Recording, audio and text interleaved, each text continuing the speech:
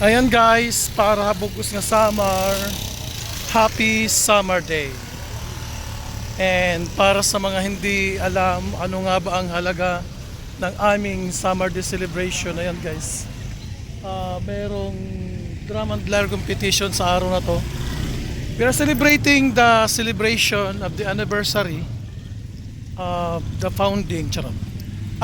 Celebration namin ngayon guys, summer day, pack.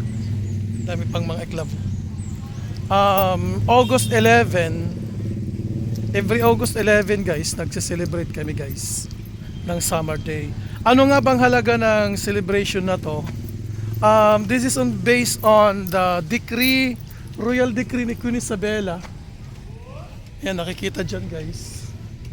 On August 11, 1841, it's a royal decree from Spain na i-separate ang Leyte and Samar. Bakit nga ba siniparate? Hindi ba nagkakaintindihan? Charing. Pero dinugtong ng San Juanico Bridge at dudugtungin ulit ng another San Juanico Bridge. Pangalawang bridge ng San Juanico. Ang tanong ng iba, bakit dinudugtong hindi na lang idikit? Charot. And by the way guys, mamayang hapon, mga 6 p.m, nandito si Elias TV. Diyan yan mag-concert. Kasi yan ang aming capital. And ano pang mga trivia. Ang Northern Samar guys, nagse-celebrate sila ng Ibabaw Festival.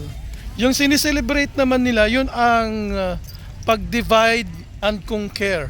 Pag-divide ng Samar Island into 3 provinces. And ang Eastern Samar, nagse-celebrate din sila in a different way din ng kanilang foundation sa kanilang province. Ayan, ito ang aming Ibeda Park. Of course, ang mga mag-aram na, siyempre normal. Sa iba, napakiana, kaya nung tinagalog, kaya nung ni-speaker. Siyempre, ang mga hindi lang alam pa tungkol sa lugar namin, yan ang aming capital. It means nandito ang administrative power ng Samar. Pag sinabi mong Samar, yan ang West. It is official name of Western Samar to signify that we are the mother province of the island. Sir!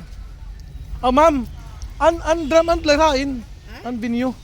Kaya na iman drum and lyre competition. Tapos mo. Ha? Wala nga po si Mami. Kaya naman August 11! August 11 man nakabutang. Sige guys, hanapin natin yan kung anong venue nila. August 11 kasi nakalagay guys. Ayan guys, nandito tayo sa Summer Gymnasium. Bagong gawa yan guys. Ito ang Eastern Visayas Regional Science High School. Nandun ang Samar State University. Ito ang Metro. At yan ang Samar Convention Center at nandun ang Samar National School.